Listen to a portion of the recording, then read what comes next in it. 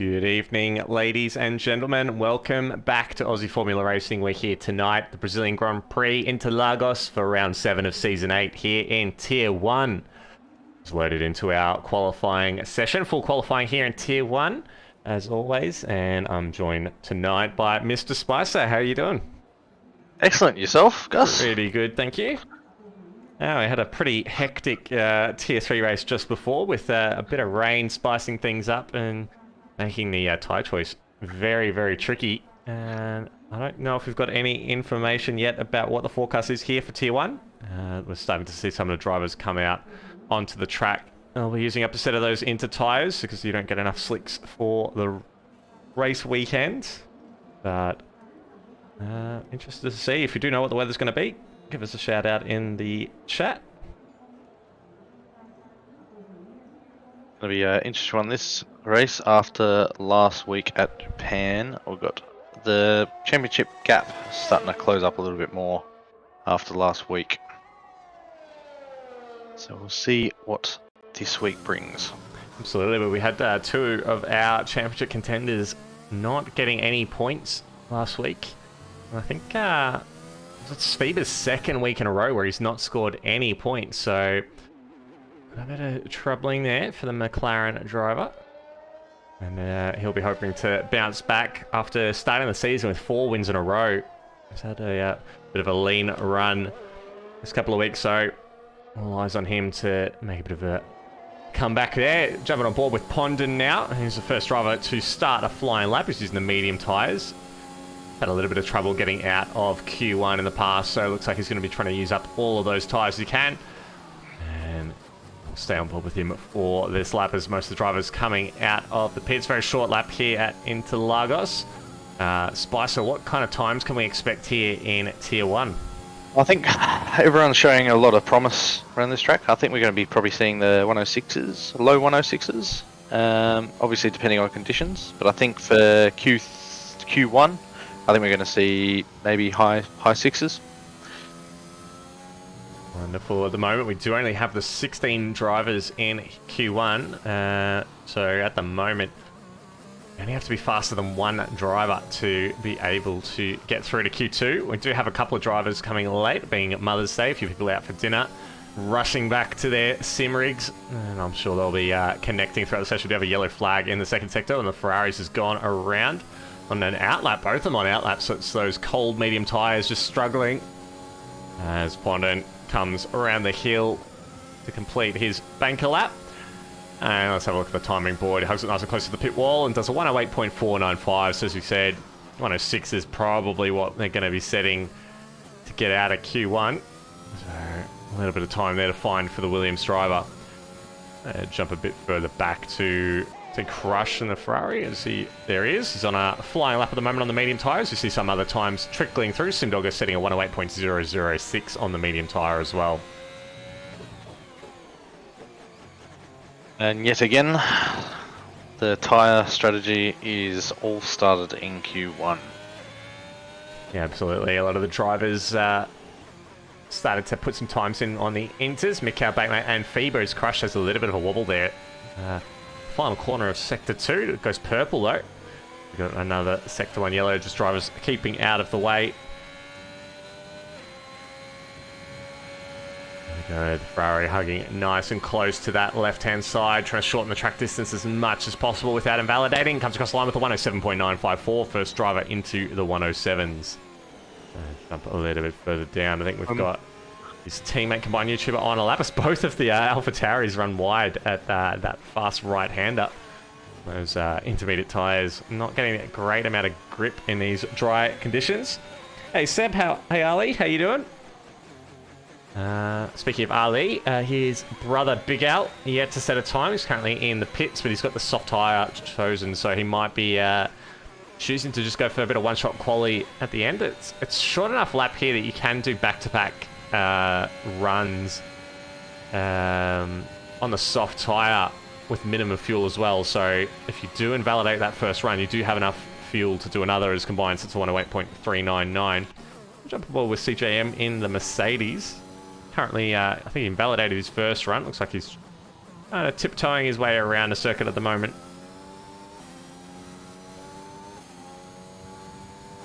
Looks like he'll be coming through. It's actually, I think he's winding up to start a lap now. His battery's full. Yep. And I think he may actually come into the pits here. He's not deploying anything. So open a DRS, and he does indeed come into the pits. Unfortunate for us. I'm going to jump on board with Trin in the Haas. Was running very high up the grid last weekend, if you recall, and unfortunately just got tagged going into the final chicane after that safety car restart, and we had drivers going everywhere. A few penalties for cutting the corner overturned by the stewards because of the need to avoid that incident, and hopefully Trin is able to have a decent result here tonight. Make up for that. He's performed very well this season, just hasn't quite been able to get the results to show for it. So let's hope the Haas driver is able to pull it out of the hat. Hero's going to make it to Q1. That's good news to hear. I think Andocat was going to be coming late as well, so still have 10 minutes, so plenty of time for them to join and get a time on the board. Quite a tricky corner, that turn 1. Like, you got to make sure you're far enough left after turn 1 to get a good run onto the straight. Yeah, absolutely. You've really got to hook it up, because and if you drift out even the slightest bit wide, it's an instant invalidation as well. So it is a very tricky corner to do, and it is quite an elevation change. So you've got to factor that into it as well. Like I think we're going to see a lot of penalties here. I think bit of a snap there from Trin's Haas, just really wanting to step out just before that right-hander, and the rear's just really screaming for traction. Through these corners, very easy to spin. You can see he's running 4th and 5th gear through some of these corners, just control that wheel spin. Yeah, absolutely right. I think I expect Tier 1 should be a little bit better than we saw in Tier 3 in regards to the penalties. Just a lot more practice goes on in Tier 1 to try and maximize your performance and your consistency most of all. And Trin across the line with a 108.056. Chaz, why there only 16? What happened to the other two? Just completely forgot? No, just it's Mother's Day here in Australia, so a few people out having dinner with their families. Look after your mum. Absolutely. Always look after your mum. So we should have, a couple of drivers coming through for quali shortly. Just jumped the ball with Sanders. It looks like he's validated that run, so we might try and find another driver. Perhaps Eckham in the Aston Martin's just starting a lap, coming through Sector 1 now. Got a few guys up the front running on soft, so we'll be interested to see what sort of times they're looking at. Absolutely. We got Crush there with a 107.954, so it's like a little bit of rubbering to do with the track. Crush not quite setting an ultra competitive time on those softs. In fact, that's on the medium. As I change the details over, that makes a lot more sense. So you see there, top 7 drivers setting their times on the mediums. Yet to have a driver set a time on the softs, so I think it might actually be Eckham here is going to be the first one to set that time. I believe you are correct. And then we've got Pondon just behind him. Absolutely, the Williams driver on a lap at the moment as well. And here comes Eckham now, climbing up the hill.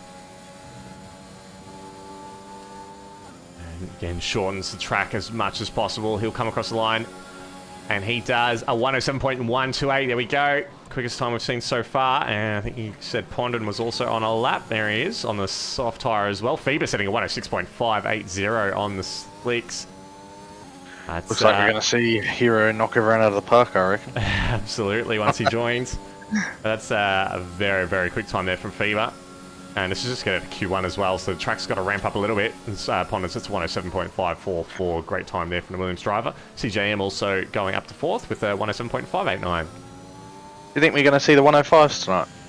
I would not be surprised if Fever creeps in with a 105 in Q3, but we'll just have to wait and see. T-Max setting 107.533. And Captain of Gold is invalidated, so we're going to jump on board with Backmate, who's also invalidated. So let's see if I can pick someone who hasn't invalidated. That'd be Artanis, who's coming up the hill again. And he'll set a time of 107.133. A very solid time indeed. Now we've got a couple of extra drivers now. And Cat's on an outlap for Mercedes. So we've got about 7.5 minutes to go. So plenty of time left in the session for drivers to set their laps. Still waiting for some times here from Big Out. We're just going to jump on board with him in Sector 2.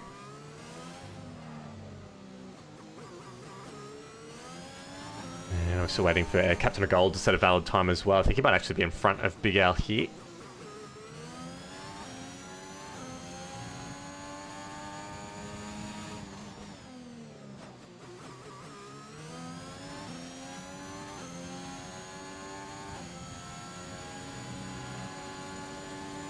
Climbs up the hill. The Alpine driver. Oh, he gets so close to invalidating there across the line. Set to 107.045. Great banker lap there from the Alpine driver. Jump aboard with the Mercedes of Cat, who's just behind Big Al. Getting ready to start his lap. And he's immediately invalidated. There we go. That's the pressure of one-shot quali. Got a bait mate with 2 purple sectors at the moment. Alrighty, we'll jump aboard as Hero has joined the session as well. Captain of Gold has invalidated, so he's coming into the pit. So we're going to jump aboard with Baitmate, who's climbing up the hill.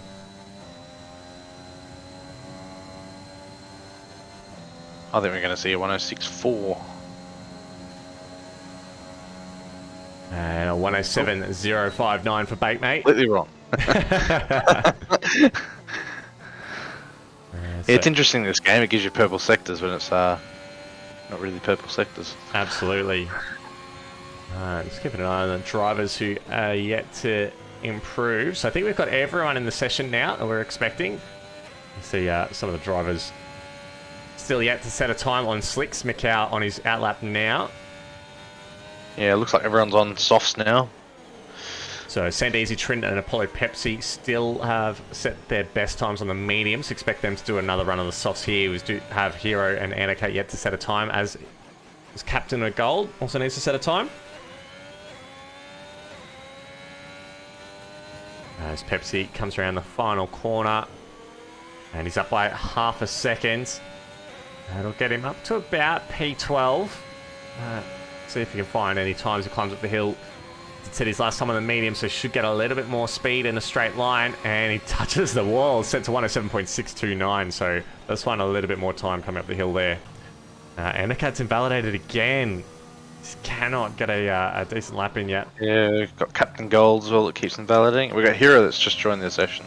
Absolutely. And Hero's on a run at the moment. He's just on his outlap. Yep, yeah, he's on an outlap, so he is, I think, just coming around turn 3 or 4 at the moment. We're on board with Mikau now, though. He's going to set his first time on the slick tyres, currently in Sector 2.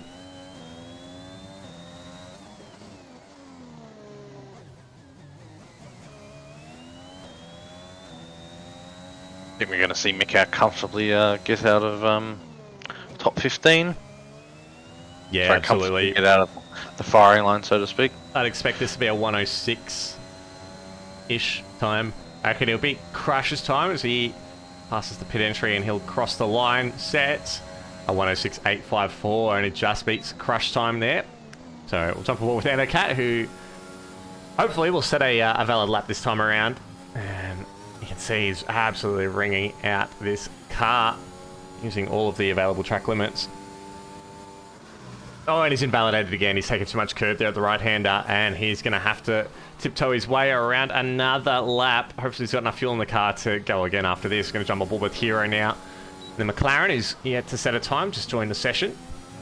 Oh, and a bit of a wall on the exit curb there. Oh, turn 3. There. You're very, very, very close there. Exit 4.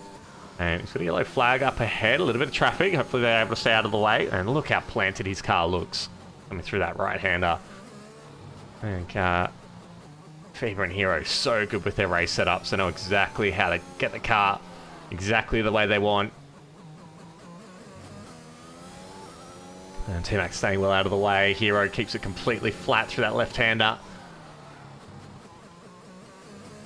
Oh, he takes a little bit too much curb there. He had to have a couple of goes at the throttle, but should stop him from getting out of Q1 here. See a number of the drivers coming into the pits, and Hero, oh, he takes a little bit too much curb there. Only 11th, 107.194, so under a little bit of pressure. Currently the time to beat is a 107.629, as I'm going to jump on board with Anakat, who's hopefully this time going to set a time. Mikau retires from the session. He's done enough, he thinks. I think this is Andakat's last chance, is it? Yes, and Sandeezy as well hasn't set a time on the soft tyre, so he's still got to go again. It's interesting watching the front runners, how they apply the brake and accelerate. If you watch them coming into the brake zone, the way they take their foot off the brake determines the car rotation, and then as they start planting it, you can see how smoothly they're searching for grip on the way out. Yeah, great observation there. It's always impressed me to see how the really quick guys in this game are just able to use the game mechanics to their advantage and just how much extra speed they get. Andocat's time only good enough for 17th with a 107.598, so he's not safe yet. 2 minutes to go. He's going to recharge his battery, but he doesn't have enough fuel. You see the fuel indicator light is on. I think he's done. Have a look at T-Mac, who's going to cross the line now as well. He's currently the driver at risk, goes P8 with a 107.097. Makes CJM our next driver at risk, jumping on board with him in Sector 1. Currently behind Sandeezy, he's put himself up to P3 with a 106.871, so he's well and truly safe there in the Alfa Romeo. But an Aston Martin off the track at the moment in Sector 2, not sure what's happened there. Polo Pepsi coming over the start-finish line. Let's see what he can do. So he's currently sitting dead last at the moment. Needs to find about 0.4 of a second to get through to Q2. CJM's only up by a 10.5 here, so he will jump up to about 11th with this. That's how close the grid is here at this very, very short track. Yeah, about give it a second. That's from first to last. Yeah, absolutely. So close. CJM goes 12th with 107.157, so Captain of Gold is now at risk. And he looks like he is not on a flying lap. He might just be recharging that battery a little bit more. And he might have another go and jump aboard with Pondon, who's a little bit behind him now. Currently sitting 16th. He needs to find 0.3 of a second to get through to Q2. Let's see what his split time's going to be. A few more corners to go until we get that information. 35 seconds left in the session. Andocat's in the pits, so he is well and truly out of qualifying, and nearly 0.3 of a second for Ponzin. Oh, it's not quite enough. He's got to find it coming up the hill here. Is Ponzin going to get through? Keeps it as tight as he can. He crosses the line, and he's through. 107.209. Well done. Now, I think Captain of Gold is going to be across the line before Apollo Pepsi's up by 0.03 of a second. That is enough for him to get through. That's how close they are in the back. I'm going to stick with the Alfa Romeo for the rest of this lap and then jump back. I think Apollo Pepsi is done. I think that's it. I've got the checkered flag, and he is going too slow. I think Pondon might be going again as well just to make sure he can get through, but Captain of Gold here in with the shot. He has a bit of a wobble there through Sector 2. It's going to hurt his time a little bit. Not able to get onto the throttle as early as he would have liked.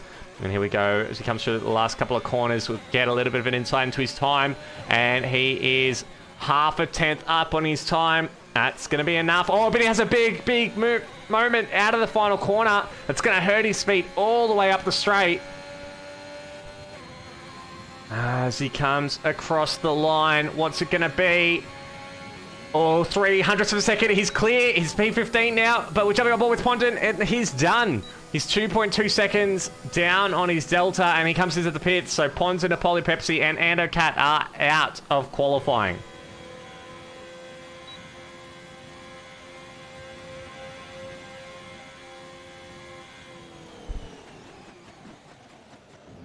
Very unfortunate there for Pondon. He misses out by 15 thousandths of a second.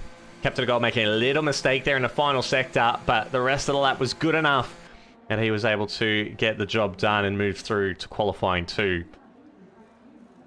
So I think biggest surprise there, Andocat. I would have expected to see him get through to Q2.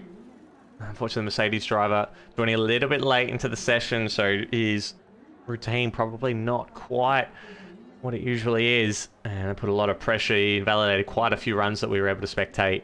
Unfortunately, he sees himself starting this race from the back row.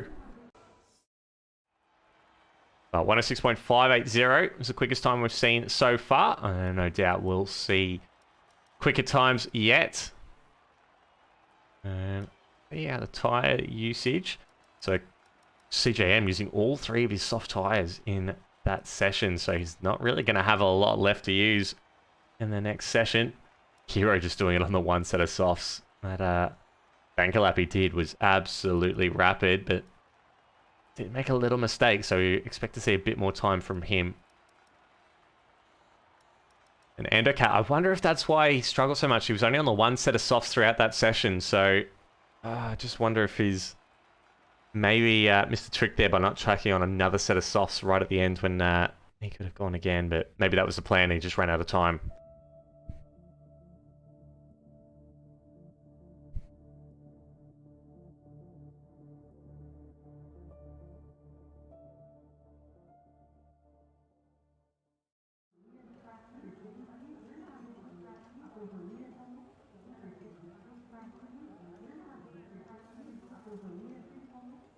Oh, and we've got a bit of rain. A bit of rain in Q2. Well, this is throwing a bit of a spanner in the works. The drivers are coming out on slick tyres, so it looks like this is going to be a similar situation to Tier 3. And all the drivers coming out on slicks, they'll want to set these times as quickly as possible. We may actually see a little bit of a mixed up grid here if drivers invalidate. So this is going to be very exciting. Now, I haven't heard much from him lately. Mr. Spicer, are you still with us? Yes, I'm still with us. He's still with us. Wonderful. Okay, cool. So it's starting to rain, but they're on slick tyres. Oh, really? Oh, no. So I reckon we're going to have a wetter session towards the end. Possibly, and won't that mix things up a little bit? So let's have a look at this now. We've got, I think that's our Tanis is out on the lead car. He is. So it's only going to get heavier from here. So if you set a time with the slick tyres, that should be it. I don't think you're going to get a second go at this. So we're going to jump on board with our Tanis and watch this lap. It's just like the weather we had in Tier 3 for the first 20 or 30 laps. It's just drizzling. There's no standing water yet, but it's enough to annoy you and just put that doubt in your mind about how much grip you're going to have in the corners. It's going to be about who has the biggest kahunas. Absolutely. And you can see there is not much grip at all. Our Tanis having to get right out of the throttle there, just understeering like crazy. And everyone is on track at the moment because they know that getting this track time is absolutely vital. And we can see there's already a few puddles forming up on the run into turn 4. And these drivers are going to want to complete these laps as quickly as possible. Look at all that standing water that's starting to form. This is changing rapidly. I reckon by the time they get around to the pit lane, it's going to be inters. I think so. I mean, look at the greasiness of the track now. It's changing so quickly.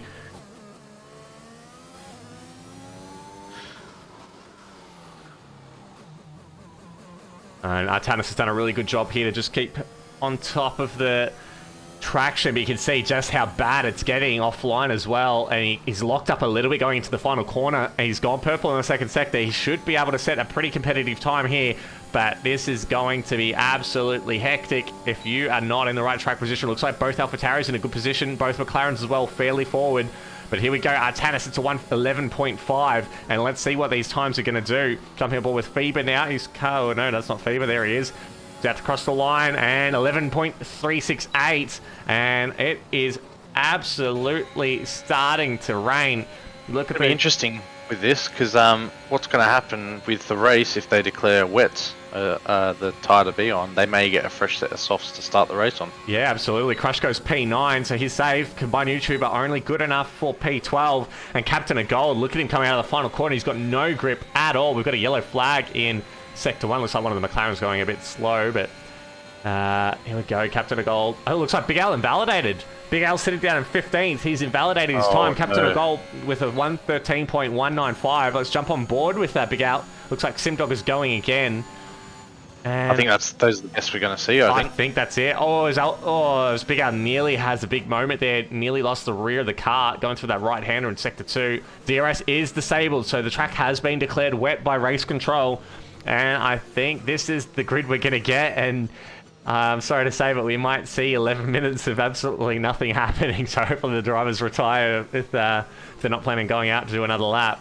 And I think Big Al's aborted his lap. I think he knows that this is it. He's not going to set a better time than anyone in front of him. Never know. We might see these guys put some inters on and do a little bit of F1 drifting. That's it. I mean, if it's going to be a wet race, we might see some people try and use this to get a little bit of intel. But of course, if you crash out during Q2, you will not go through to Q3. So, oh, really? No, the game will not let you participate in Q3, even if you're in the top 10. So you can manually retire from the menu, but if you crash out on track, that's it. Your qualifying is done. quit before you hit the wall. Absolutely. As Captain of Gold comes into the pits, I think, who's that? Hero as well coming into the pits. And I think that might be it. So we've got 10 minutes left in the session. We see some drivers chucking on the inters. Maybe it's going to be a wet race and they might want to get a little bit of prac in, but I think that's going to be it for the qualifying times. Got Mick heading out on inters by the looks of it. He's definitely selected the inters, but I can't see any of the mechanics in the lane.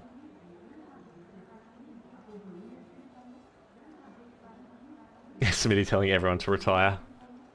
Yeah, I think if everyone retires, we'll just progress through to Q3. But we are getting one of the AlphaTauris out on track, and I think it's going to be Mikau. So brave from him to risk his car in these conditions. Maybe that's suggesting to us that it's going to be a little bit of a wet race. Thank you very much for the follow, Skullboy. Hope you're enjoying our coverage here. What's about Smitty's like, oh, there's always that one person. Absolutely. It would save 10 minutes, but yeah, these conditions are pretty sketchy.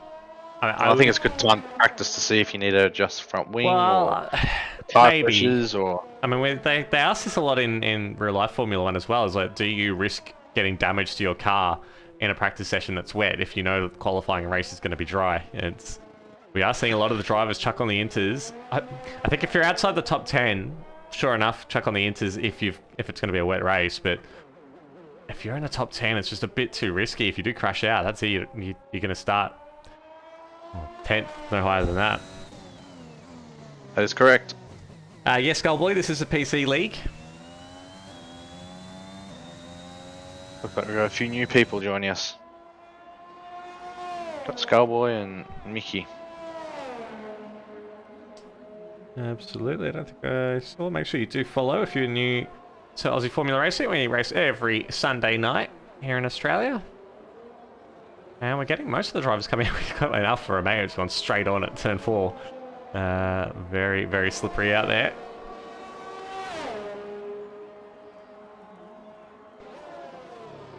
A yellow flag, looks like that Alfa Romeo just tiptoeing around in the second sector.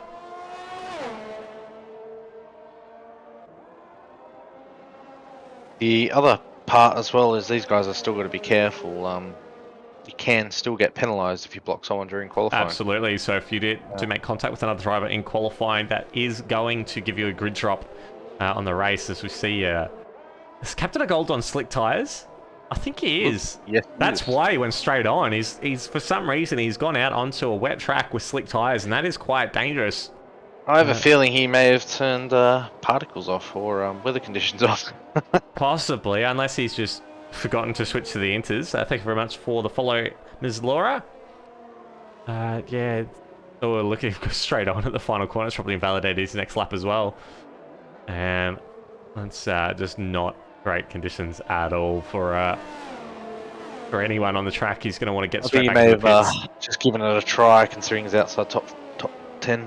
Yeah, I think once the DRS is disabled though, and the game's pretty accurate with telling you the delta difference between the slicks and the wets, so I think he probably, yeah, just testing the waters, and unfortunately the waters are very wet. So 6.5 minutes left in this qualifying session, which the drivers are kind of using as free practice now, so try and keep the conversation going as much as we can. And it looks like we've got a Mercedes around. CJM has broken one of the big polystyrene signage That'll cost him at the exit of turn 2. So we'll send him a bill later. Absolutely. So that's all right. He drives from Mercedes. They've got plenty of that money. Yeah, a little bit treacherous out there for those on the inters. It's good to see these cars aren't porpoising. Absolutely, but we might see on the new game it might be a different story. Gonna jump on board with Big Al, who's yet to set a time, so we'll jump on board with him. This is a legitimate qualifying lap. Thank you for the follow, Big and Drift.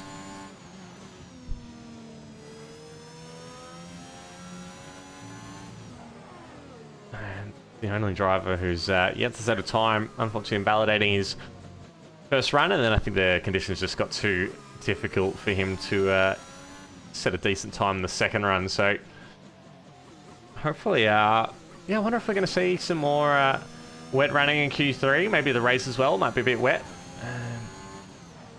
Yeah, there's a bit of a lock-up coming into the final corner. What time do you reckon this is going to be, Spicer? It's, I reckon we're going to hit the 23 mark, maybe 24. Yeah, okay. I reckon 125 from me. Oh my god. Oh no, maybe 115. Ooh, 115. That's actually not as slow as I thought. I mean, I guess yeah, all the drivers in front have set those time on softs, but they're on a wet track, so he may be able to find some time. Oh, Simpdog has retired in the pits, so that's all good for him, but he is 11th anyway, so he will not be making it through to Q3. Now, I just wonder if Miguel can find a couple of seconds here if the track's drying up a little bit. Sandeezy retires as well. it's one thing they miss out on being a spectator is seeing what the weather conditions are going to be like. Yeah, absolutely.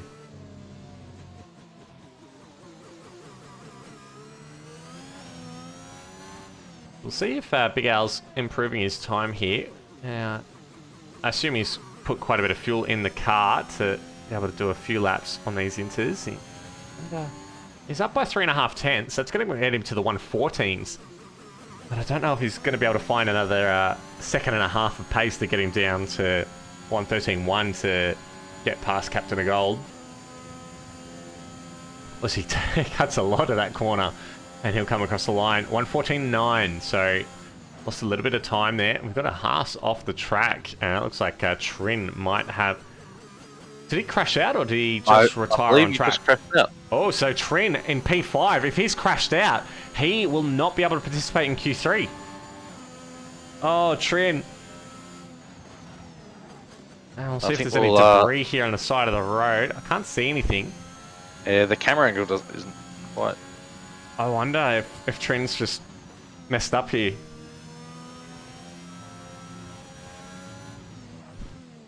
Very odd spot to retire, though. Especially on inters, you definitely have the grip. Yeah, absolutely. Well, we'll see if what happens next time around. There's only a couple of minutes left anyway, so... Yeah, a few drivers have already retired in the pits. Hopefully we'll see a few more retire soon, as apart from gaining a little bit of practice and intel about the tyres. Not a lot of entertainment value, of course, except if someone makes a mistake. As Big Al comes into the pits now. So we'll have a look. It looks like Captain of Gold has had a little bit of a moment as well. Oh, as he reverses into the tyre wall. Down at turn 4. Look like he's still got his front wing intact, but he did going backwards a little bit hard, so hopefully it hasn't damaged his diffuser or his rear wing. Oh, as he drifts around that corner. Oh, Captain of Gold. Does damage carry over as well? It won't for him, because he's not going to make it through to Q3, but he is absolutely lighting up those rear tyres through Sector 2.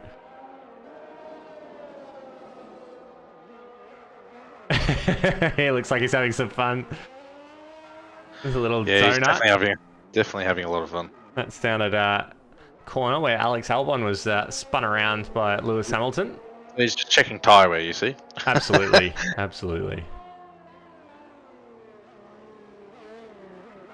He does a big shift and a spin. He's just got to be careful he doesn't get in anyone's way if they're doing some practice laps. He's doing a good drift up the top of that hill. It's incredibly difficult for those that are watching and haven't driven these cars in the wet. It's bloody hard to try and do half of that.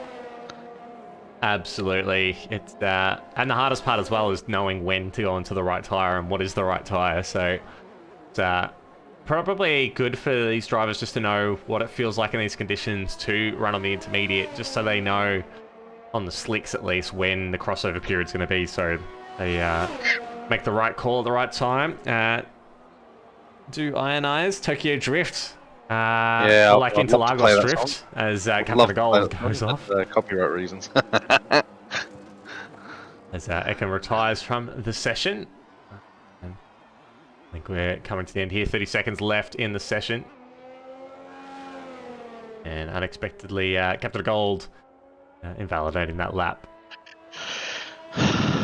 Looks like there's Don't a know. Ferrari cutting one of the corners there. It's combined YouTuber. They're in sector 2.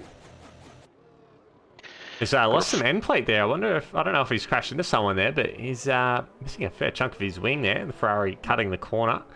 Oh, he's just trying out his new job at lawnmower. Ferrari lawnmowers, yep. There we go. Checker flag coming up as combined runs very, very wide. Second last corner. And completely takes out the 50-meter board. And retires from the session. Captain of Gold on the grassy infield. And I don't know how he's ended up there, but it's definitely not the most efficient racing line. And Just trying to call off the tires. Just him and Mikau yet to take the checkered flag. Hopefully Captain Gold realises that the waiting on him now. Absolutely. This forehead says that Captain Gold gets a 2x, which is the penalty system in iRacing. Jim's mowing only better. Thank you, Basic. I'd hate to know the cost. It's a very expensive lawnmower. Absolutely. All right, so that's in a Q2. We only got one run essentially with bit of rain interrupting that, as Feebest setting the quickest time with a 1:11.368. Still only about a second covering the top 10, but you can see there down at the bottom, Big Al not able to set a time on the slick tyre, so he's probably the biggest surprise knockout from Q2, but we've seen it before. He's an absolute expert at picking the right strategy and just having a nice clean race, so expect him to be fighting still for a podium at the back end, but Captain of Goals, CJM, expect them to be a little bit higher. And Simdogger as well has shown some really great form in qualifying lately. So very unfortunate for him to miss out with the wet weather. Here we go. Q3, what's the conditions going to be like now? And it's full wet. That looks full wet. This is going to be very tricky indeed for our drivers. Batemate still has the slicks selected. I'm sure he'll address that soon. But drivers all selecting intermediate tyres though, as we see, I think that's T-Mac coming out onto the track first. Now, we still don't even know if we've got a wet race yet, do we? It's not T-Mac, Artanis, I think. There we go. No information yet. I assume because we saw it's getting some wetter drivers... and wetter as it's going along. With, yeah, I'm just not sure because we had a lot of drivers doing what looked like high fuel runs at the end of Q2 there with the intermediate tyre. We've got Intel, Smitty saying race dry. Is dry. Okay.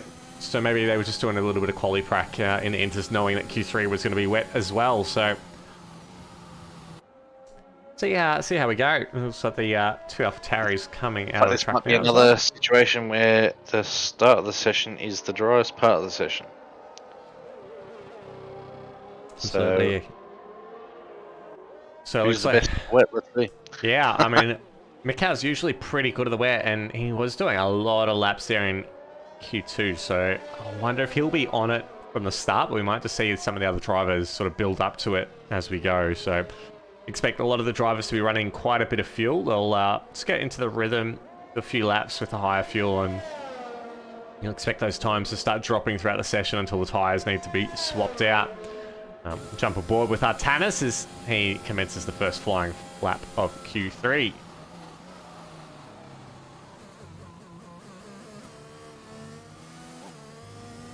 It's all about throttle control now. So. Absolutely, lots of short shifting just to control that wheel spin.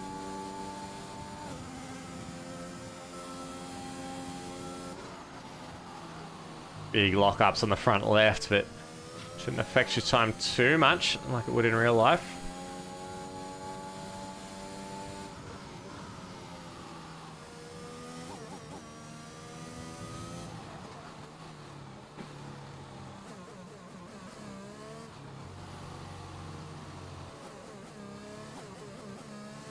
Very smooth from Artanis.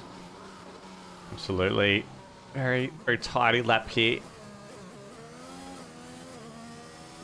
And it might be another situation as well where the drivers want to try and get their times on the board as quickly as possible if it is going to get wetter as well. So that's another factor too. If the rain gets heavier throughout the session, there's still 9 minutes to go. Anything's possible. We go. Artanis comes across the line. And it's a 114.999. Sandeezy going to be the next one across the line. And he sets 115.348. Trin for the Haas is going to come across the line next. So apparently he crashed out. Maybe he just retired on track, but it's a 115.318 from him. As Mikau does a 114.921, immediately beaten by Hero at the 114.792. And they're going to jump on board with Fever now, who's comes across the line, and he does a 114.831, but Hero there with provisional pole at the moment, but Batemate across the line, and it's 115.837. So McLaren provisionally locking out the front row. Mikau P3 is just less than 2/10 behind Hero there on pole at the moment. We've got Ekim just behind the AlphaTauri there, P4 with Crush. Look at that, those times. So 0.006 of a second separates Crush and Artanis there for P5. Absolutely insanely close times there. Very close. And even though it's wet conditions, it's still only a second covering 1st to 10th. Good to see. It's going to be an interesting race. It's going to be... this is probably one of those tracks where you can get away with not too much practice and you only lose a couple of tenths. But it's going to be interesting to see who's putting that massive amounts of practice. Yeah, absolutely. Sandeezy bumps up a couple of tenths there, 115.248. And jump forward with Ekim in the Aston Martin. And he'll come across the line and improves by a tenth and jumps Mikau now with 114.864 as Fever goes provisional pole with a 114.533. On board with Hero now, who's just about to start a new lap.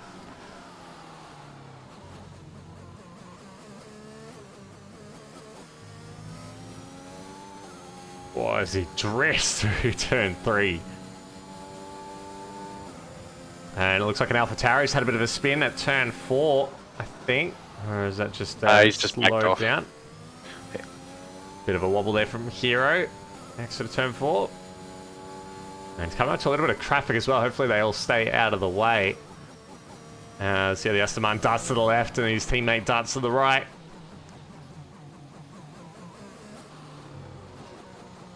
Artanis crossing the line. See if he improves. Yes, only just 15 thousandths of a second improvement. He still gains a place though. He's now 9 thousandths quicker than Crush.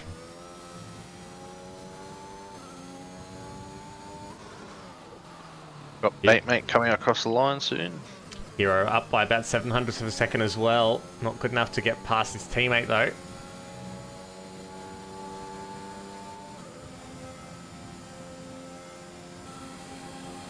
And Hero crosses the line, 114.661. Good work from him. Batemate jumps up to 8. What's the race weather conditions? So we understand it's going to be a dry race. As Crash comes across the line, improved by a tenth, goes 4th fastest with a 114.885.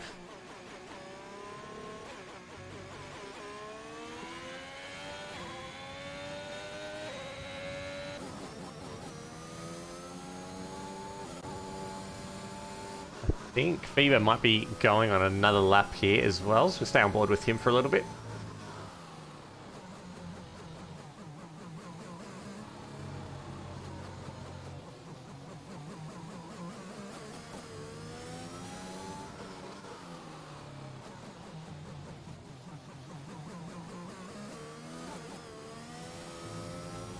It's starting to look very tricky out there at the moment. He's still up by 2/10, so it looks like a 114.3 might be on the cards here.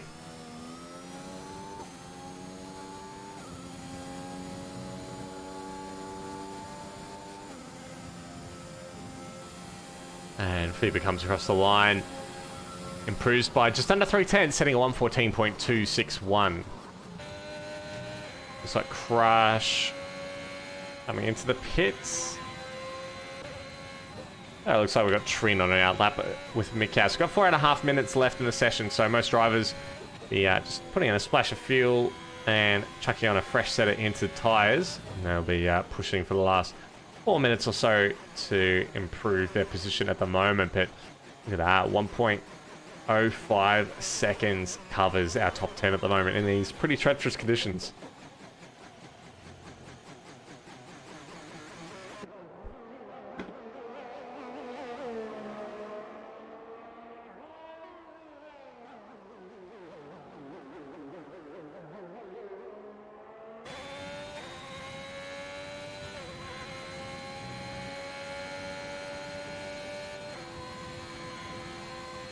we go, the Haas coming past the pit wall. And starting his next flying lap. Tiptoeing down the hill through turns 1, 2, and 3. Oh, a bit of a slide. The exit of 3. We're stepping out just a little bit.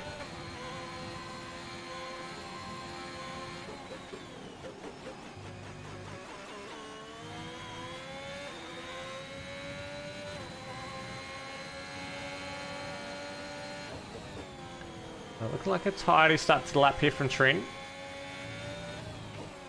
Quite a bit of time to find here.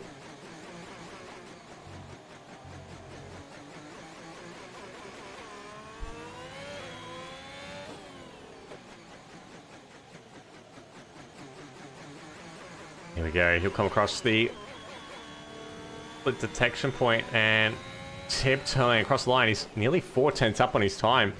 So that should chuck him up about P5 if he can just finish it off here. Had a little bit of trouble getting on throttle there on the exit of the final corner. It will hurt his time a little bit, and potentially if he's going back to back here, going to hurt his next lap as well. But he improves by about 4/10 of a second, goes P6 with a 114.922, a thousandth of a second slower than Mikau there. Mikau responds, but is actually slower in that lap, so he actually loses out to Sandeezy, who's gone P3 with a 114.846, a great time there from the Alfa Romeo driver. Looks like everyone except for FIBA is out on track at the moment, but I think that was FIBA just leaving the pit exit there. So we have all of our drivers on track for the last couple of minutes of running. And jump on board with, I think that's going to be T-Mac is on a lap at the moment. Currently sitting down at P9 as Batemate has retired. He's crashed out of the exit of turn 2. And that's him starting P10 now. Very unfortunate for him from AlphaTauri. Going to stick with T-Mac here as he goes on to complete his first lap in this final dash. We've got a minute and a half left, so everyone should get at least one more lap in after this.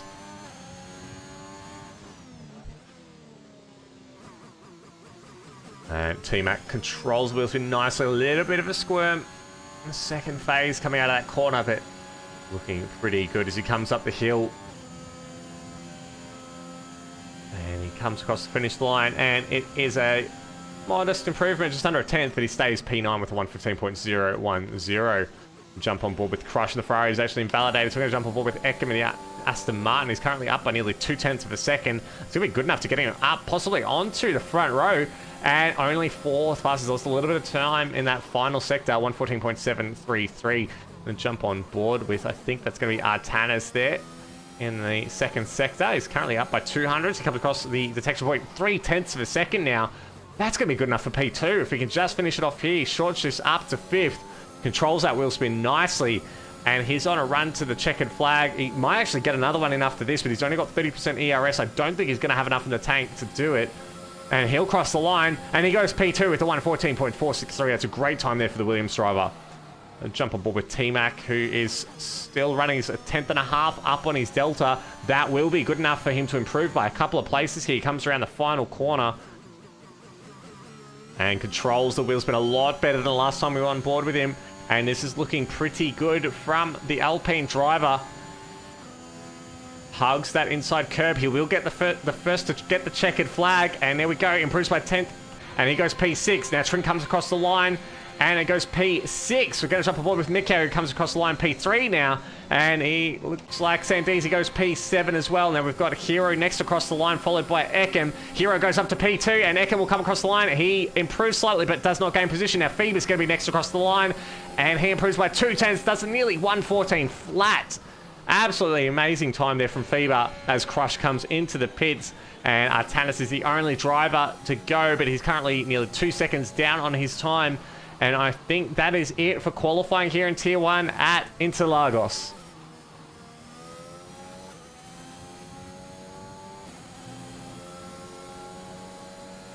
What a qualifying session. That was pretty close runners. Yeah, absolutely. So FIBA takes pole 4/10 quicker than his teammate, but just a second covered everyone in the top 10 and just 8/10 down to P9. So it's absolutely close. Look at that, just 4.5 tenths covered, second to ninth. Amazingly tight field here at the pointy end of Tier 1. Now we're just got to wait for our Tannis to retire once his car's backed into the garage, and then we will be set to commence our race session here at Aussie Formula Racing.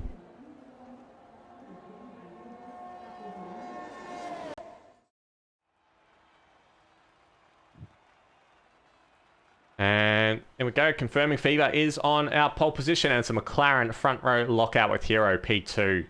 We then got our Tannis, followed by Mikhail, Ekem, Trin, Sandeezy, T-Mac, Crush, and Baitmate. And a pretty solid qualifying result there for our drivers. Now, I'm just waiting for the drivers to transition into our race session. So bear with us just a couple of seconds while we wait for that to happen.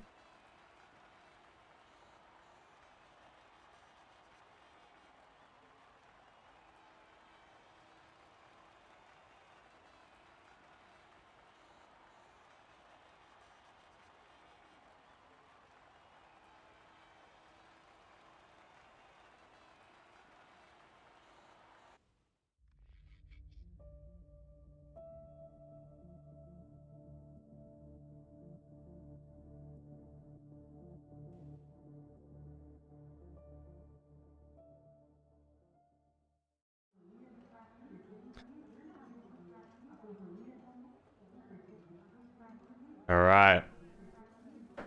Loading into our race session now. Now, who will be our champion today? Absolutely. So, as forecast, it is a dry start to the race.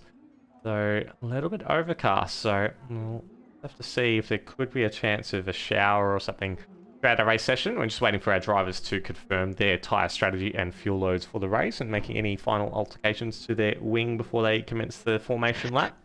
So what's the rule of thumb that we got here? Is it about 30 seconds to a minute to give everyone a chance to make adjustments? I think once someone confirms their strategy, it starts the 30-second clock. So I don't know if anyone's done it yet. There we go. So we're starting the countdown now. So Was there a general rule of thumb though that they had to wait a certain amount of time? I think it's just once. I think generally want to give people just a little bit of time. I mean, obviously you can accidentally click the confirm button and ruin your own strategy and just put everyone else under the pump. But I don't think there's any hard and fast rule about commencing it. Interesting. We see no Red Bull front wing there. Yeah, absolutely. No. Well, there's no Very Red Bull drivers. Optimistic. No Red Bull. There's no Red Bull drivers tonight. So unfortunately, budget cuts, eh? Absolutely. Now let's have a look at our strategy. So everyone on the soft tyre with, except for Simtok, Big Al, and Endocat opting for the medium. So pretty comfortable one-stop race here at Interlagos. So expect everyone to be pitting off those soft tyres around about lap 15 or so. The medium runners will expect them to go to about lap 20 plus. Be interesting to see how that plays out. Who's your tip for tonight to get the race win? I'm going to see probably Hero up there. He's showing a lot of good driving this last couple of races. Obviously, he made a mistake in Japan, but I'm going to see probably Hero. This is one of his strong tracks. Fever, I'm going to say definitely top three. Going to see Atanas, maybe Big Al. I reckon we're going to see a good drive from Big Al today. I reckon we're going to see him in the top 5, top 4. And definitely Mikhail up there. It's just as long as Mikhail can stay up there without any making mistakes or making any wrong calls, it should be okay. We're going to make a bold prediction. I think the McLarens are going to crash into each other, and I think they'll both finish outside of the points. Ooh, okay. Just have a feeling. Just have a feeling. It's happened before. I got feeling. But yeah, let us know in the chat below, guys, what do you think your predictions are for the race? Who's going to finish on the podium? And any surprises that you're expecting or hoping come to fruition. Final drivers forming up on the grid. as we wait for the lights to commence their countdown. See if I can get a better angle. I cannot, but there we go. That'll do. Got the 5 red lights. And we're away. Pretty steady start from everyone. It looks like a great start there from an Alfa Romeo a little bit further down the field. Speedbird goes very defensive on his teammate as we got a few guys going 2-3 wide into the center S. And, oh, just looking further back, Ferrari running very, very wide there. The final corner. We're not there yet. The third corner, but everyone pretty well behaved. Oh, Atanas has gone wide, turn 4. There he is, you can see there. He's dropped back a little bit. Ekam all over the back of him. As combined YouTuber and Apollo Pepsi swap for positions a little bit further back in the field. And oh, look at that. We've got Captain of Gold and CJM going side by side as well. Combined and Ponton also going side by side. Ferrari getting pushed a little bit up onto the curb, but they keep it pretty tidy as they come into the hairpin. Still side by side to Williams just in front, but leaves plenty of racing room. Still side by side as they come up into the final corner. And a little bit of a wobble there from Ponton, but it looks like he's got the move done. And he's up into P14, but no, Combined still trying to go around the outside, and now Apollo Pepsi all over the back of them as well. They come and the run into the first corner. They're almost going 3 wide here, but Pepsi decides to back out. I've got Simdogger out wide, holding up Ponton and YouTuber. I think we're going to see... Oh, as we just see the Alpine go absolutely flying there in the back. That's Big Al. Oh, no, we were hoping that he was going to be able to have a decent comeback from way back. Does that look like there's a front wing off there? I can't see if he's lost his front wing. We just caught that in the background there. That went absolutely flying. I'm not sure if there was contact. No, he still looks like he's got everything. Hopefully there's no floor damage. Hopefully there's nothing. It looked like he kept it out of the wall, but those tyres are going to be absolutely cooked, and he's going to be hoping to carry those quite far into the race. So very unfortunate for him to have that little incident. I don't know if he was helped there. Apollo Pepsi pushing out Combined. They're getting very racy here towards the back of the field. They're going a little bit sideways as well, coming out of the final corner. As we've got some of the first fastest laps of the race getting set. Mikau currently holding on with 109.475. As DRS is enabled as we commence the third lap of this 36 lap race here at Interlagos.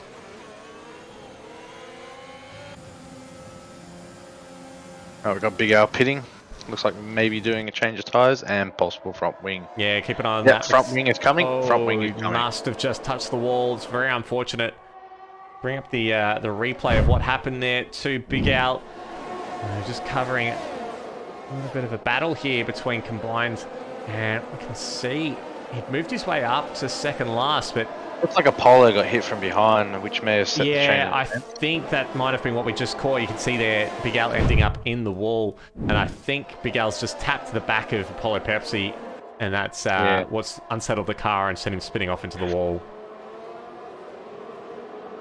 Got Mikau right on the back of Hero. Yeah, and we're going to see an overtake.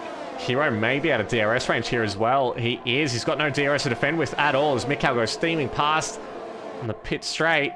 And Mikau up into P2, and he's within DRS range of FIBA now.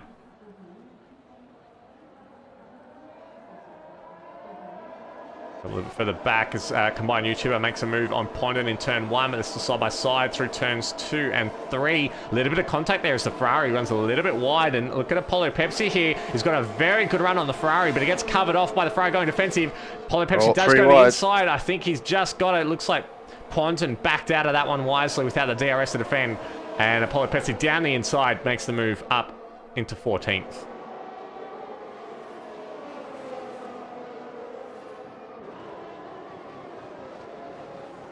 Like we're going to see a very long DRS train very shortly. This just goes to show how very good these guys are at this game. So it looks like Big Al's the only driver not within DRS range, and he's onto the hard tyre. So obviously going for, hopefully he's intended to select that tyre, and the game hasn't put it on by mistake. Because I would have thought the mediums would take you pretty far into the race. Possibly get a safety car that might be fortuitous. Yeah, I think he'll be praying for a safety car. He's just going to have to keep driving until there is one. So I've got that feeling that he's just going to be in it for the safety car now.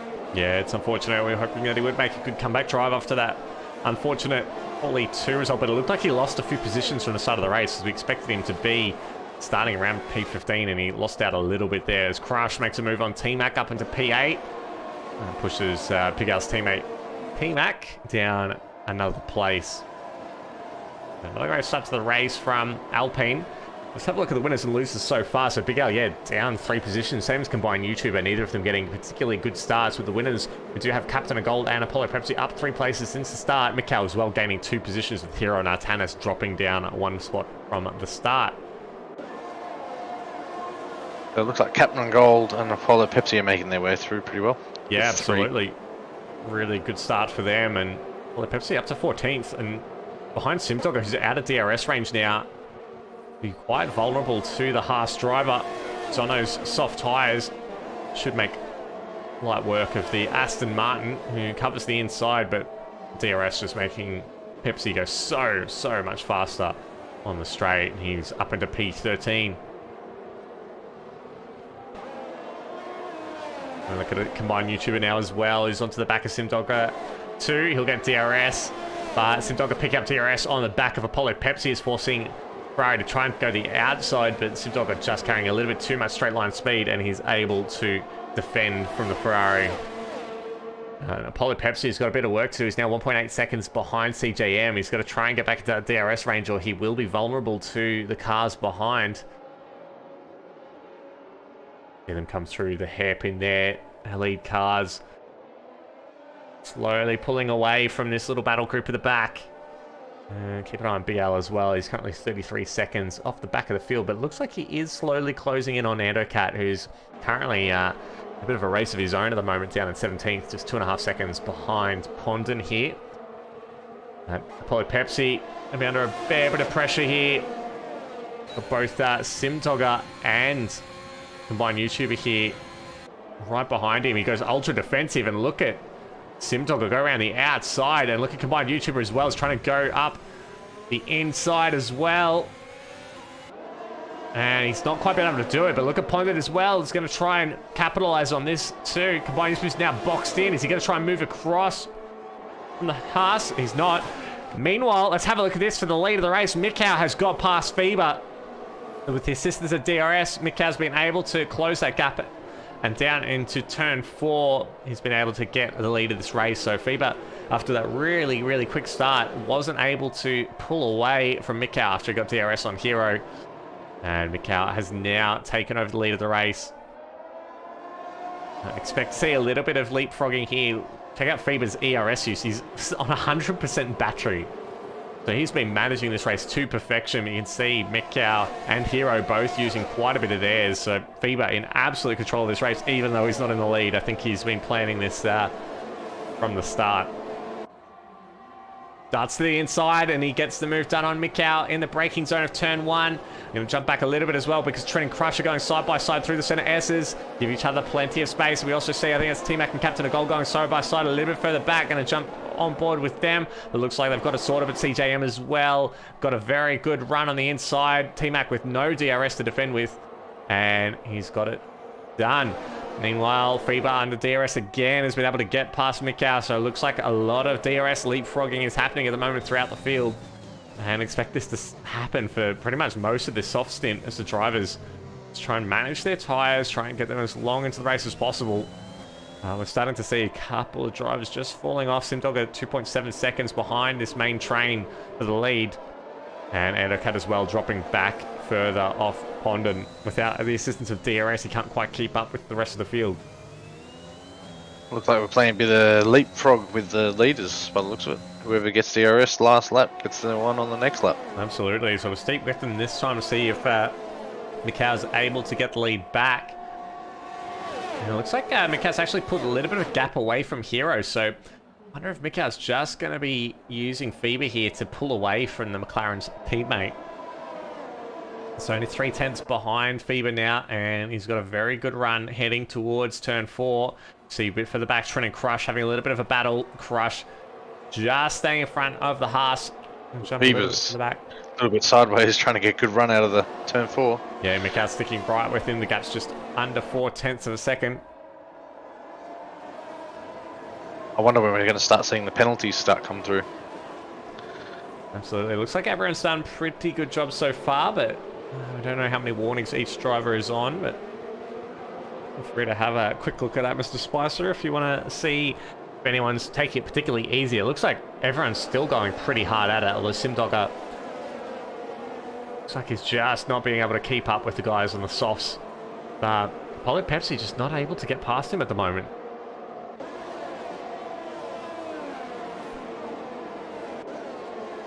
I might see Mikau have a look down the inside turn 1. No, he sticks right in the back of the McLaren. Looks like he actually shut the DRS before they got to the braking zone, as we see Batemate and Trin actually jostling for position 2. Oh, and Trin's had a little bit of spin. Looks like there's contact between him and the AlphaTauri.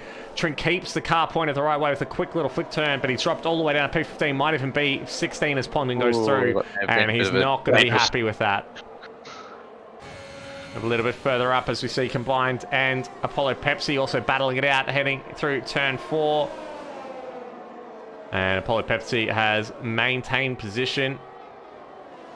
And they're still very close to the back of the Aston Martin as well, so trying to stick with him as much as they can. Captain Gold right on the back of Batemate at the moment.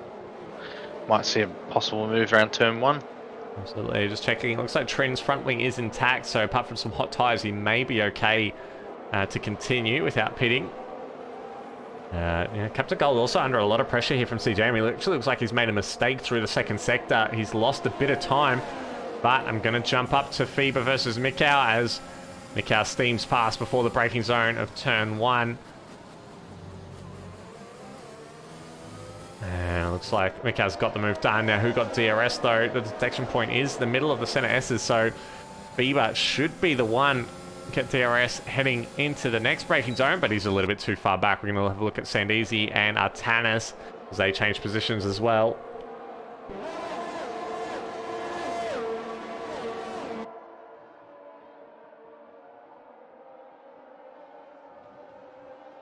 Like we've got a few drivers that are low on ERS. Yeah, and that little tussle between Batemate and Trin has meant that Batemate has lost DRS to Crush, so we've now got a train from 1st to 7th. We've got another train from 8th down to 11th, and then a final train going from 12th down to 14th. So, field's starting to break up a little bit as some drivers with their defensive abilities are able to just keep the cars behind. Just what they do strategy-wise, because I think around lap 13, 14 is the ideal lap to pit. That's when we should see some of the soft runners come into the pits. We may see someone try and go for the undercut. That might be a little ways to go. I'm talking about with CJM as Captain of Gold being overtaken around the outside by the Mercedes. He's got the overlap, so he has to be left space, and he is. They're still going side by side through turn 3 as they come across the DRS line. Both of them have DRS though. Batemate just in front of them, and looks like CJM is going to hold on to that place as Batemate tries to pull away from them, but he doesn't have DRS, so it's going to be a little bit of a tough slog for him to try and close back up to the front of the field. And back to Apollo Pepsi and Simdog and Combined. Look at this little battle group here for 12th place. Simdog might have the grip advantage at the moment. His medium tyres are going to be a little bit better than the softs on Apollo Pepsi and Combined YouTuber. So they're just not able to get past the Aston Martin, who's doing a really good job of keeping these two behind, but he's now 3 seconds behind the train ahead of him. We're going to start seeing... Oh, we've got Hero pits, so it looks like he's going for the undercut on his teammate, so we're going to stay on board with him here. We've also got Batemate coming into the pits as well. There we go. The McLaren driver does not have a helmet now. I don't know all this talk about jewellery and underwear, but I'm pretty sure wearing your helmet is the most important safety measure in Formula 1, and Hero is not observing that according to my screen. You just see him there with his balaclava. Absolutely. It's classic Cody's moment there for you, ladies and gentlemen. I'm pretty sure his helmet advertisement is not allowed on this track, so he's like, oh well, I won't drive without a helmet. And there we go, first penalty of the day. Come on, YouTuber picks up a 3-second penalty for exceeding track limits. So let's keep an eye on the rest of the field here, see if they're going to react. We've got Mikau in front of Fieber at the moment by about 3/10. And is he going to react to Hero's undercut? They're still in clean air, and Hero's in clean air as well, so he's able to push for a little bit here. And he's not currently being held up, so Mikau is going to have to make a decision here. And he comes to the pit, so does Fieber. And I wouldn't be surprised if we see most of the rest of the field come in. Or the Aston Martin, if Eckham decides to stay out, so does Crush. And for Ferrari, we've got the Mercedes CJM opting to stay out as well, so does. Who's that captain of gold from Alfa Romeo? But let's keep an eye on Hero. Number of drivers coming in now. Even, we got, it looks like, well, a fair few drivers, but here we go. Hero about to pass. We'll come through the first corner. Now is Fieber and Mikau about to come out in front. Very tricky rejoin here for drivers coming out of the pits, and it looks like Hero's got a very good run, but it looks like Fieber and Mikau just a little bit further ahead, and Mikau's actually got out in front of Trin, which means Fieber has another car to get through, and it looks like Trin's staying a little bit wide there, avoiding holding up the drivers there. He's on very old soft tyres, and I wouldn't be surprised if he has a little bit of wing damage as well from that contact earlier on in the race. Let Hero go as well. Yeah, I think he's not that interested in fighting too hard as Sandeezy as well gets through without too much drama. Sandeezy has opted for the soft tyres. Now, I think he started on the softs as well, so interesting. Is he committing to a two-stop strategy?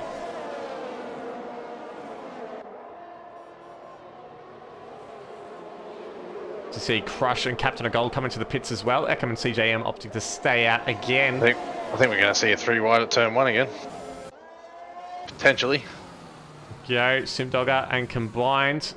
Looks like they get it all sorted as Hero sets the fastest lap so far with a 109.045 as the rest of the drivers trickle out of the pits. And we've got quite the train behind Mikau here. Anakat and Sandeezy going side by side. If I can just find the right car and a decent camera angle, please, Codemasters. As Sandeezy gets the move done on the Mercedes driver.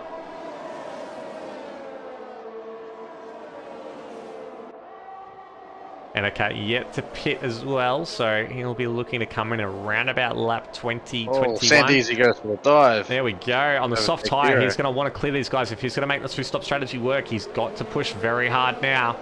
And I think he's got the move done on Hero. Yeah, he's got a couple more drivers to get through as well. Amazing, just the amount of traction difference between the softs and the mediums around this track. Yeah, I feel like Sandeezy might have made a mistake here because if there's a safety, so he's going to be banking on a safety car coming out around about when he has to pit off these soft tyres, but he'll have to go onto the mediums with about 6 laps left to go. And everyone else will be jumping onto the softs as we see Sandeezy trying to get past Mikau as well here as Fieber does make the move, stick for P2.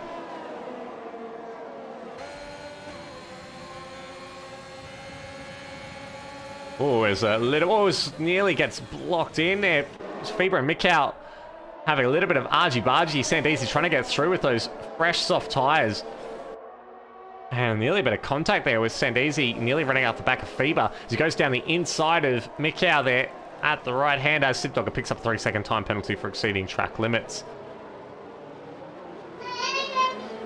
And Sandeezy making very light work of these front runners on these fresh soft tyres, but he'll want to pull away as much as he possibly can over the next 5 to 10 laps. And just hope there's a safety car. That means that he is able to gain some track position.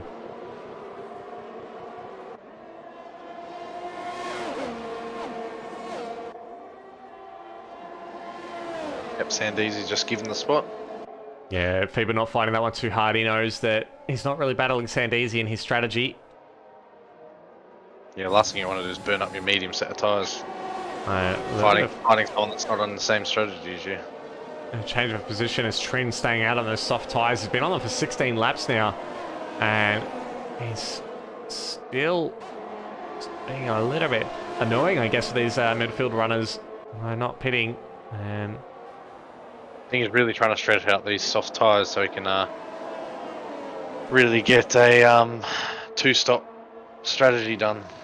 Yeah. He reckons the mediums might be falling off towards the end of the race. Yeah, absolutely. And if there's a safety car, he'll be in the best spot. Trin, yeah, dropping all the way down to 14th now, so I think he's definitely got a little bit of damage to go with those very worn soft tyres. Thank you very much for the follow, Dodge. Thanks for your support.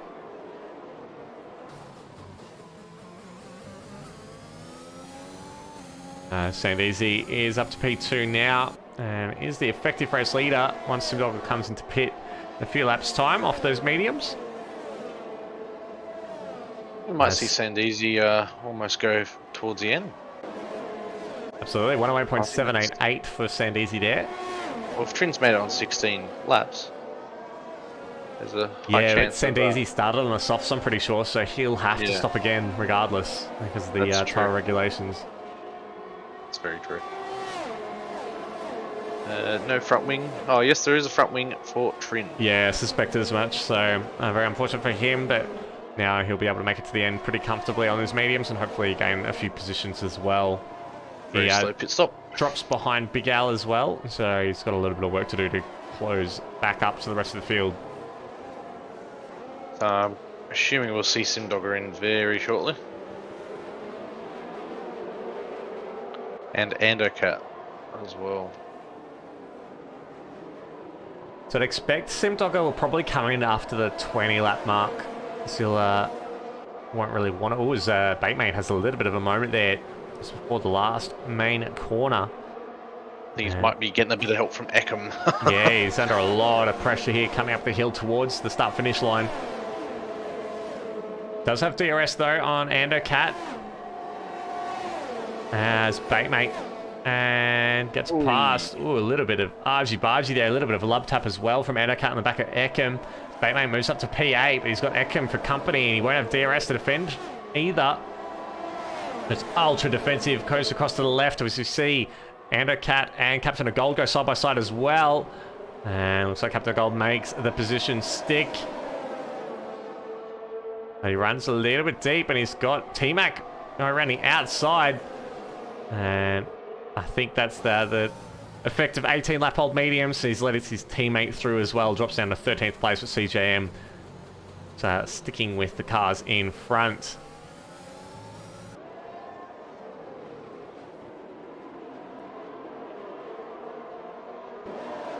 We've got Sandeezy chasing down. Should be in DRS zone. Oh, Simdogger's pitting now. Here we go, so that's going to give a little bit early. Sandeezy the DRS.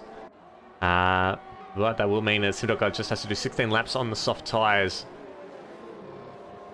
That's going to be hurting towards the end of the race. Definitely will be. Maybe he's counting on a bit of a safety car, but there's a few drivers gaining positions there from Simdogger pitting. Comes out in P13, but on fresh soft tyres, he should be able to make his way through the field from here.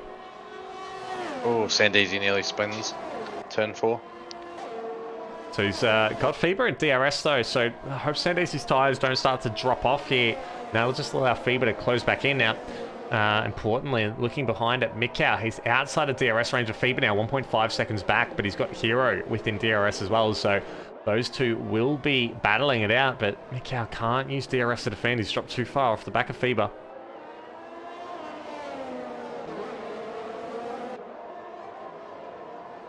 Amazing once you drop off the DRS train, how much time you lose. Yeah, absolutely. He is still closing in on FIBA though, so if Mikau and Hero can leapfrog each other, they might be able to close the gap back up to FIBA. It's going to be a... Batemate under attack from Eckham. Yeah, just on board with Eckham now at the moment. Seeing a very good slipstream here as Sandeezy has lost the position to FIBA. So, did not expect that to happen so quickly. And maybe that's Sandeezy trying to just get the DRS back off FIBA. And he does go through again. Back up into the lead of the race. Mikau still 1.4 seconds back as Andocat comes into the pits off those old medium tyres. Haven't seen a lot of recharging happen around this track. No, not a great deal. A lot of drivers running very, very low on ERS as Hero picks up a 3-second penalty for exceeding track limits. So that's going to hurt. That's big. So that's going to make things a little bit easier for Mikau.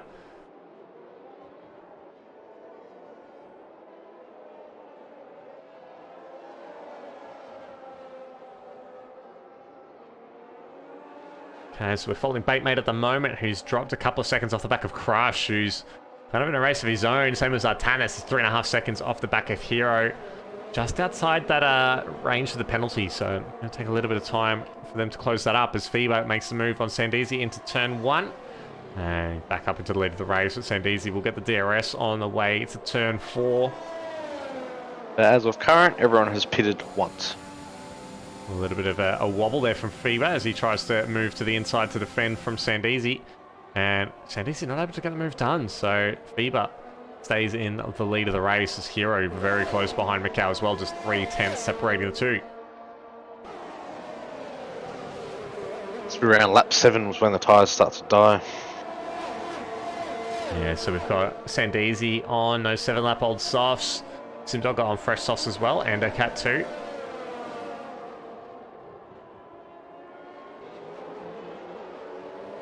Only 14 laps to go.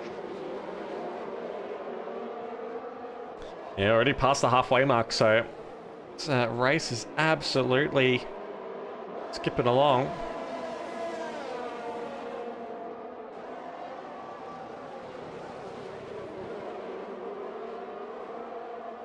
Looks like Sandisi might be having a look.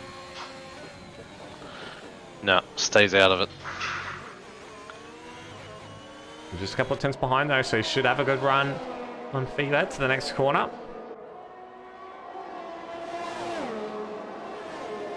He doesn't use DRS though, so I think he's just trying to get the toe on FIBA, say some ERS, and maybe try and hang on to the end of the race there. Jump back with his teammate, Captain of Gold, who's defending against Baitmate. Oh, sorry, battling with Baitmate. Gets a little bit of a tap between the two. Oh, another tap as well. Captain of Gold goes very wide, rejoins very precariously in front of the AlphaTauri. A little bit of bumping there, and Ekim as well trying to get back on the case as well. It looks like Captain looks like Sandisi and FIBA are working together to try and pull away from Mikau, try and create that gap. Mikau's closing in though. If we have a look at actually Ekim and Baitmate side by side, coming out of the hairpin. Still side by side as they come into the final corner. Looks like the Alpha. Oh, a bit of contact, and the Aston Martin nearly loses on the exit curb, and that's compromised. He's run up the hill as CJM gets the move done on him as well, and he'll be vulnerable to T-Mac 2. There's 3 of them darting all over the track. The assisters of DRS. Then Baitmate doesn't have DRS to defend with, so CJM goes through, and Ekim side by side. I think there's a little bit of contact there. If the camera give me something decent to look at, and start all over again. They're side by side again. T-Mac has got a very good run as well. They're going to make it 3 wide on the run down to turn 4. All 3 of them have DRS, and it looks like the Aston Martin backs out. The Alpine sticks the nose in a little bit. Baitmate nearly chops across him, but there's plenty of space left. But they're still battling through turns 5 and 6. It looks like they've got it sorted. Ekim slits behind T-Mac, and they stay 9th, 10th, and 11th. I'm getting a vibe of safety car, are you? A little bit. There's a lot of argy-bargy here, particularly in this midfield, but just having a look at the front now, Sandisi has pulled an 18th gap on FIBA, and Mikau is now in DRS range of FIBA as well, so he's just half a second behind. So I don't know if there's a little incident there with FIBA maybe making a little mistake, but that's allowed Mikau to close back in. I was just going to say a little bit earlier before we saw that battle in the midfield that Mikau was actually closing the gap down. It was only 1.1 seconds in the first sector, and it looks like he's closed right back up. So FIBA using a lot of his ERS now to try and stay with Sandisi here, and he may just have to go defensive as Mikau's closing in rapidly behind.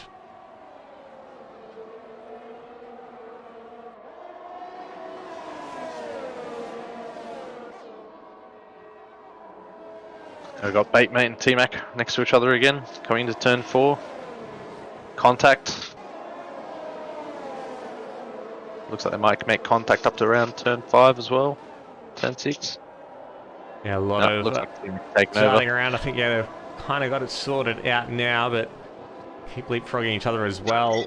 And I wonder if Baitmate has damage. That's why he's falling back, because he wasn't that far He back. had that contact with Trin earlier on in the race, but I think that was nose to tail contact with Trin getting the wing damage. So I don't know if he's going to have any damage. Seems to be taking a lot of the fast corners pretty well. Would have expected to be a lot more understeer if that was the case, but I don't know. I think maybe his tyres are a little bit older than both T-Mac and Ekim, so I wonder if he's just having a little bit of trouble keeping up the pace as Ekim makes the move on Baitmate as well, up into P10. Got Mikau back in DRS zone of fever, and Sandeezy. I'd expect Sandeezy's tyres to start falling off by now, by lap 11. Oh, Mikau nearly losing it around turn 4. We've got Hero not too far behind. I reckon Hero sitting back, waiting for things to happen in front of him. Absolutely, he does have that 3-second penalty, so even if he is able to get track position, he's got to pull away 3 seconds to negate that penalty. Yeah, it's one of those things, is it worth risking it or just sit back and just take the penalty? Absolutely, very loose moment there for Batemate as he nearly loses the rear car. Simdogger tries around the outside, but it's not going to work. Gives him a tap on the diffuser as well for good measure. I'm sure Bateman's not going to like that very much. He covers the inside of the hairpin. He's got a yellow flag, and Apollo Pepsi is out of this race. And we're going to jump on board with Ponton here. We have a safety car, and Sandeezy darts into the pits, and this helps him massively. And you can see Apollo Pepsi there has lost it. Into the pits. And that is massive for Sandeezy, who was under a lot of pressure there heading into turn 1, seeing most of the drivers come into the pits. Yeah, we're going to see a sprint race from here on. But Sandeezy has to go on. Sandeezy has to go onto the medium tyres though to meet the regulations there. He will keep the lead of the race. Yeah, McLaren had to double pit. Doesn't look like it's hurt them that much with everyone else coming into the pits behind them. Hero still P4 behind Mikau. No one else is staying out, so I don't think they lost any time there with that double stack.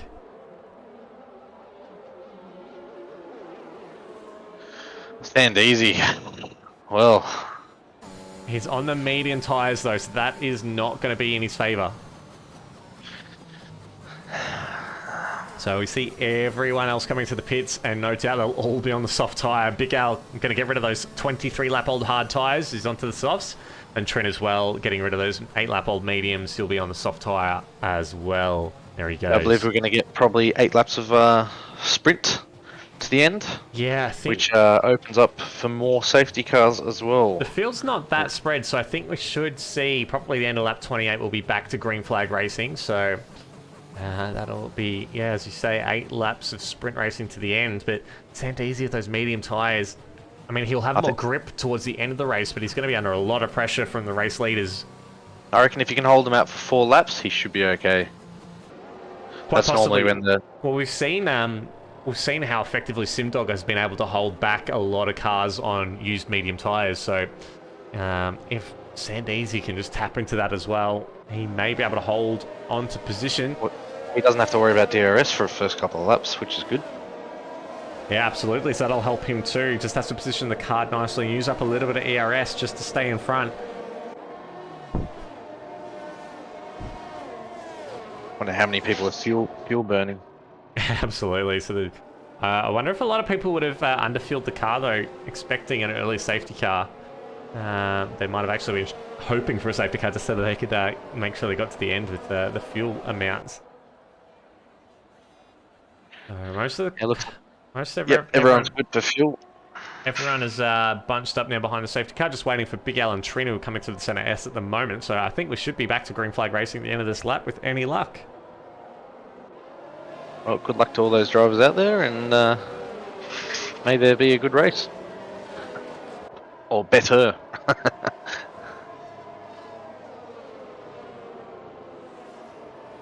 Wonder how Big Al goes, see if he can get through a few people just to get into the top 10.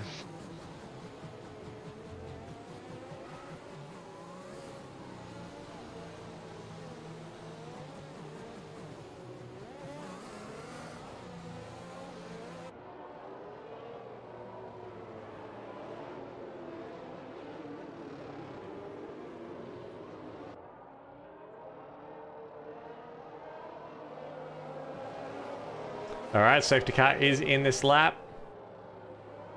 So we are good to go.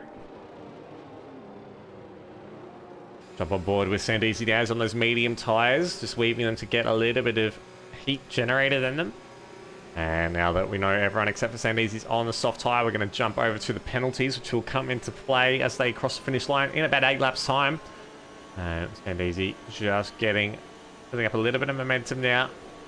And should be go in a moment's time.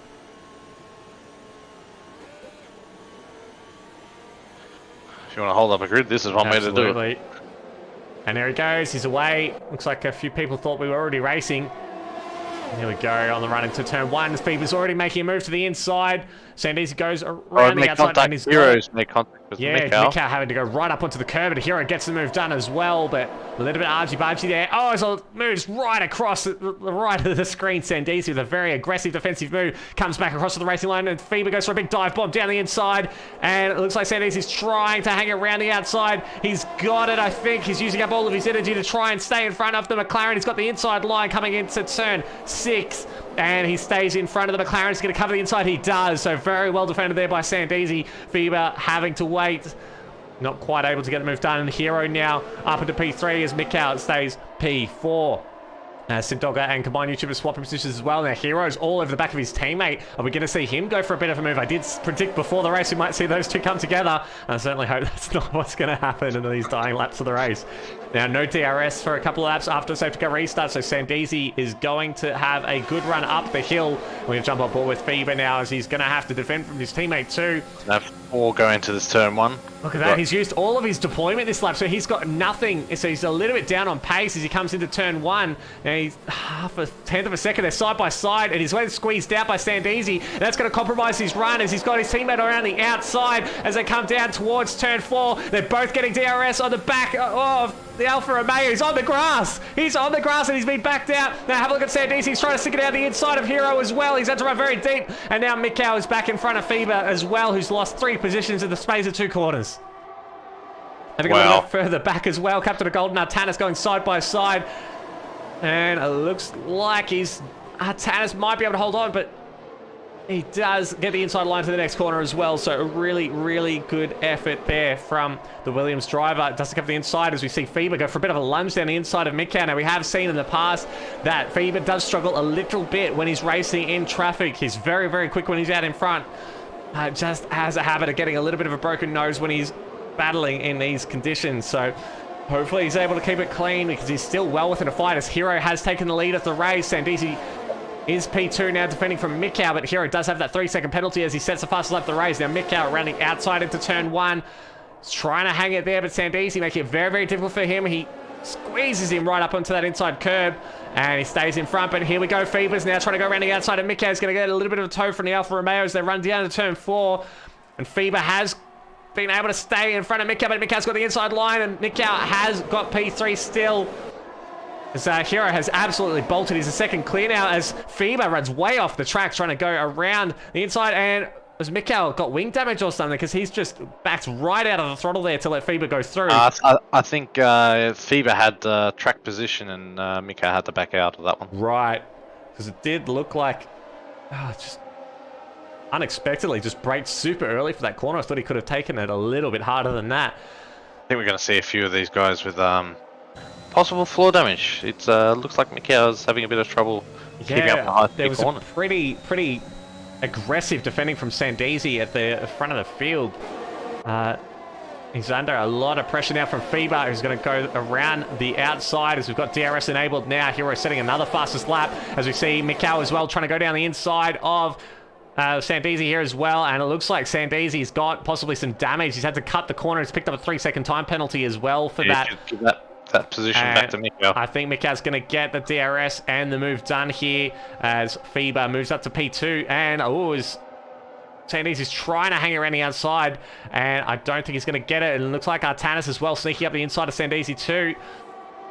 And I think Sandisi's there. He may have picked up some damage as well from that contact a little bit earlier. So Sandisi Artanis has gone around, and Artanis has absolutely tumbled down the order. Sandisi down to 14th as well. Yeah, it's a little bit of an awkward move there. Absolutely, just going to jump up a little bit further as CJM and Crush going side by side through the hairpin. A little bit of contact between the two. A big whack between the two, in fact, as Crush makes the position stick, and he's up into P5.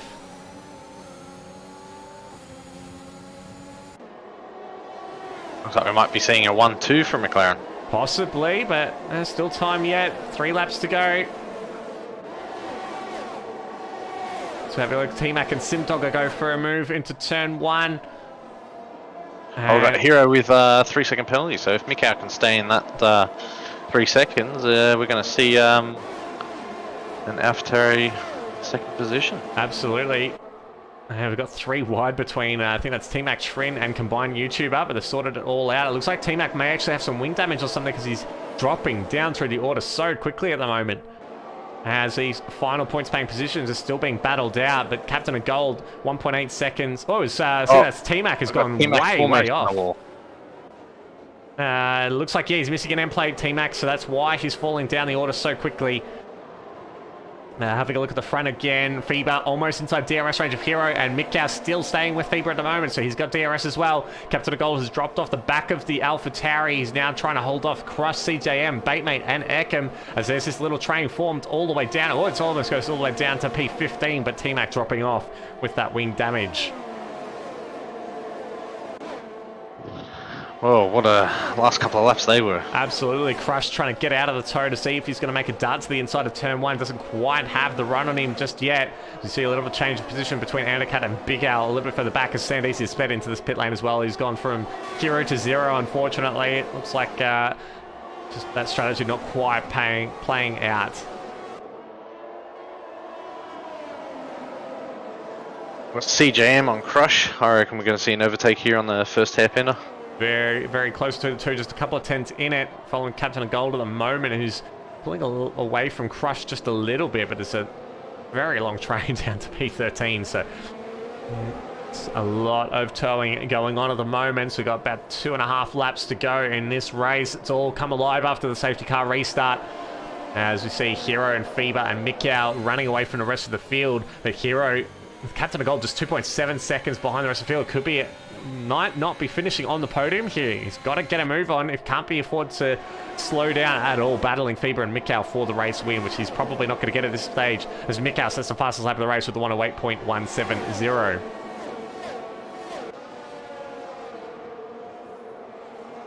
Captain Gold, Crush, CJM, and Baitmate, they are very, very close to each other. Absolutely. Artanis setting the fastest lap of the race there with the 1:07.935. As Crush moves to the inside, he's going to make the move on Captain of Gold, as we see Baitmate do the same thing on CJM, but he's not able to get alongside enough. Yeah, CJM does very well to defend his position there.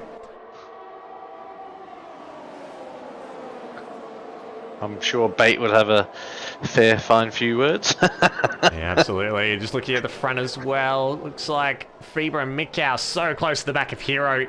Less than a second covers all 3 of our podium sitters at the moment. Crush dropping outside of the spoil zone, as Hero 3-second penalty will keep him in 3rd place at the moment as they come up the hill to start the final lap of the race. And this could still be any one of these drivers on the top step of the podium. So no DRS at all for Hero, so he's going to be very vulnerable to FIBA and Mikau. So we see FIBA go to the outside. Mikau's going to try and follow him through. And it looks like Mikau and Hero side by side as it comes through the next corner. A little bit of contact between the two. A little bit of contact again as he comes off the curb. And Mikau now is trying to get past Hero, who's got DRS on his teammate now. And he's had to slip in behind. So FIBA leads on the final lap of the race. Just 3/10 ahead of Mikau, and keeping an eye on the gap between Hero and Crush. It's just 3 seconds. So if Crush pushes, he may be able to get onto the podium here, as he has actually made it past Captain of Gold as well in the first corner of the final lap. Sandesi setting the fast lap of the race at the moment with 1:07.535. I don't think that's going to be beaten, as he's on fresh soft tyres. So Tannis picks up another 3-second penalty, and Sandesi picks up one as well. Mikau looks like he might not have the pace at the moment to stick with FIBA. He's dropped back to about half a second, and he's running very wide. Looks like he's using up all of those warnings to try and just make a little bit more time on FIBA, get the run down to the start-finish line, but it looks like FIBA might have it in the bag. FIBA will come across the line in first. The gap is dropping, but it's not quite close enough. And FIBA takes the win ahead of Mikau and Hero. We've got Crush comes across the line. Oh, he misses out on the podium by 300ths of a second. A great drive from him, and so close to getting across the line there on the podium. Jumping back to Big Al, who had a decent recovery to 14th, but unfortunately, yeah, that was a big crash on the grid there as well. But we've still got a battle here for P15. T-Mac and Artanis side by side. They're coming across the line. Oh, big contact. More contact. They're not even across the line yet. And Artanis is out, and T-Mac comes across the line in 15th.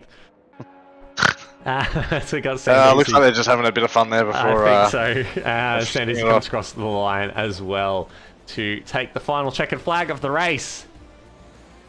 This car's absolutely everywhere. It wasn't that exciting last couple of couple of laps. Absolutely. So driver of the day goes to, I think that was Captain of Gold. Solid race from him, but another great win from FIBA and a good comeback after a couple of races without any points. And to Mikau as well. Bit of a disappointing race last week, but good to see him back on the podium too. And Hero, I think that might be his first podium. Or did he get a win at Imola? I think he might have won at Imola, but well done to him as well, getting back onto the podium again. And good points haul for McLaren. Here we go. Fastest lap as well, I think, went to Sandesi with the 107.535, so no point there for anyone in the top 10. Rounding out our grid, we had Crush on P4, Captain of Gold 5th, CJM 6th. A great battle there in the midfield with Baitmate there coming across the line in 7th, followed by Ekem, Pondon and Trin. And outside the points, we had Anda, Cat Simdogger, combined YouTuber, Big Al and T-Mac, Tana, Sandesi, and unfortunately our only DNF for the race was Apollo Pepsi. We've got the incidents as well for anyone who requires them for the appeals. Thank you very much, Mr. Splicer, for joining me in the commentary box this evening for Tier 1. Thanks for having me, Gus. That was a good race to watch. Absolutely, yeah. It was looking like it was going to be a bit of a train race for most of it, but it definitely came alive after that safety car restart. So I'm glad you could join me for that, but let you run off to your Tier 2 race to get ready for that one in about 10 minutes' time. That's correct. Thanks, Gus. And thanks, everyone, and happy Mother's Day. Thank you. Absolutely. Happy Mother's Day to everyone. We're going to take a short break at the moment. We'll be back in about 10 minutes' time for our Tier 2 race, which will be taking place at 8:30 p.m. Melbourne time. So please stick around for that, and we'll see you later.